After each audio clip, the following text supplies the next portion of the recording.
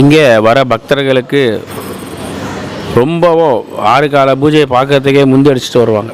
அப்படியாக நடைபெறுகிறது.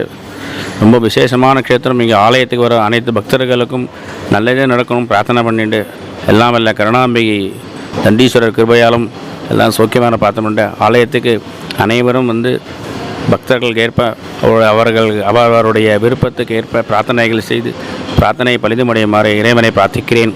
குமாரசுவாமி குருக்கள் இந்த கோவிலுக்கு வரணும் அப்படின்னா இந்த சைதாப்பட்டினம் தான் சின்னமலை வழியாக நேராக வந்தால் குன்னான காலேஜ், அதுக்கு அடுத்தது நேராக வந்தோம்னா தெப்பக்குளம் அடுத்து ராஜகோபுரம் இருக்கும்.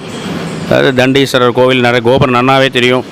இப்படியாக வழி விஜயநகர்லேருந்து இந்த பக்கம் வரோம்னா தரமணிலேருந்து வந்தோம்னா வேளச்சேரி, அப்படியே நேராக வேளச்சேரி சாலை உள்ள நேராக வந்தோம்னா ராஜகோபுரம், செல்லியம்மன் கோவில், பிள்ளையார்கள் நடுவில் தண்டீஸ்வரர் கோவில். ரொம்ப